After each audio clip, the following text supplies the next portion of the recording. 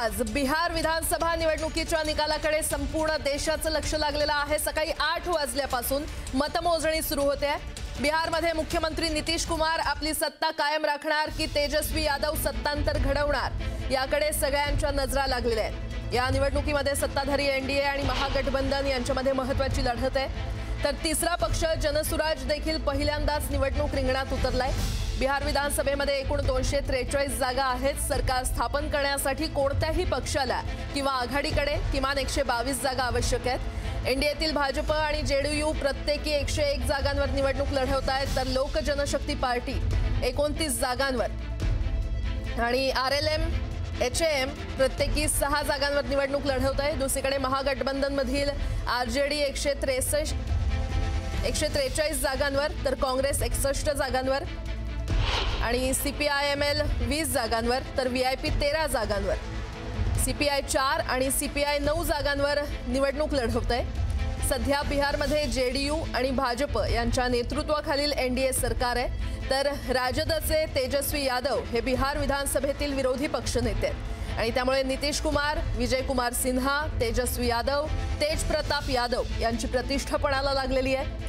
पंतप्रधान मोदी, अमित शहा आणि राहुल गांधींनी बिहारमध्ये प्रचार सभांचा धडाका लावलेला आणि त्यामुळे बिहारची जनता एनडीए की महागठबंधनला कौल देते याकडे आता सगळ्यांचं लक्ष लागलेलं आहे। बिहार विधानसभा निवडणुकीचा आज निकाल लागणार आहे। संपूर्ण देशाचं याकडे लक्ष लागलेलं आहे। सकाळी 8 वाजल्यापासून मतमोजणीला सुरुवात होईल।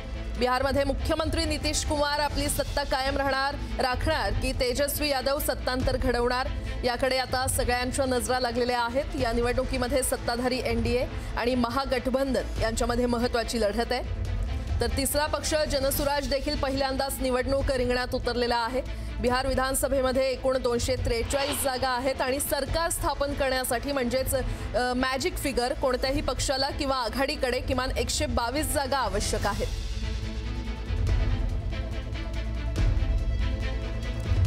अनेक दिग्गजांची प्रतिष्ठा पणाला लागलेली आहे। आज निकाल समोर येईल। एनडीएतील भाजप आणि जेडीयू प्रत्येकी 101 जागांवर निवडणूक लढवत आहेत, तर लोक जनशक्ती पार्टी 29 जागांवर निवडणूक लढवते।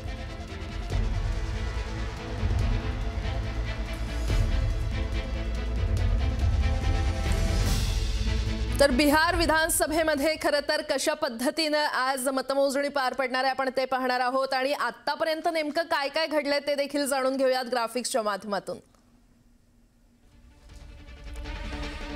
आपण पाहतोय वाढलेलं मतदान नेमकं कुणाच्या पथ्यावर पडणार हा एक महत्त्वाचा प्रश्न आहे। एसआयआर आधीची मतदारसंख्या ही 7.89 कोटी होती आणि त्यानंतर एसआयआर नंतर मतदार संख्या झालेली आहे 7.42 कोटी। तर एसआयआर नंतर घटलेली मतदार संख्या किती होती तर ती 65 लाख। त्यामुळे याचा नेमका फायदा कुणाला होतो हे पाहणं महत्त्वाचं ठरणार आहे। कुणाच्या पथ्यावर हे वाढलेलं मतदान पडतंय हे पाहणं महत्त्वाचं ठरणार आहे।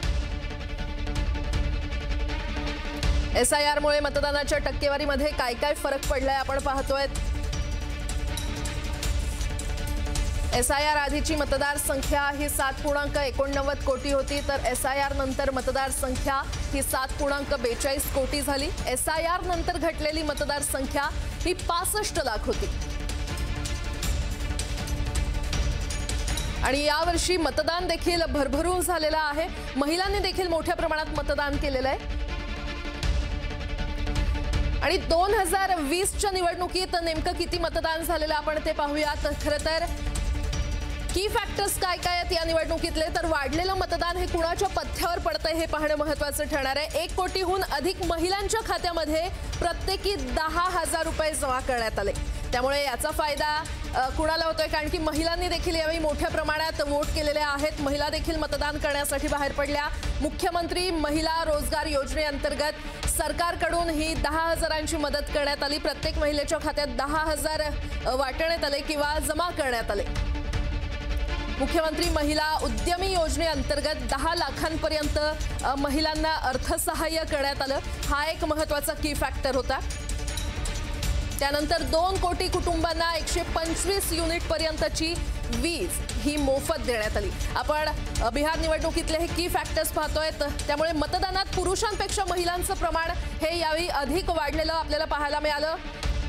गेल्या विधानसभा निवडणुकीमध्ये महिलांचं मतदान हे 59.85% इतकं झालं होतं आणि यावेळी महिलांनी भरभरून मतदान केलेलं आहे। यावेळी तब्बल 71% महिला या मतदानासाठी बाहेर पडलेल्या होत्या। खरंच या योजनांचा फायदा आता एनडीए सरकारला होतो का हे पाहणं महत्त्वाचं ठरणार आहे। टक्केवारीनुसार महिलांचं मतदान हे तब्बल 11% वाढलेलं आहे, तर पुरुष मतदारांपेक्षा महिलांची जवळपास 5 लाख मतं ही वाढली गेलेली आहेत आणि महिलांचं वाढलेलं मतदान हे निवडणुकीचं खरं तर वैशिष्ट्य आहे। हे एक महत्त्वाचं की फॅक्टर आहे।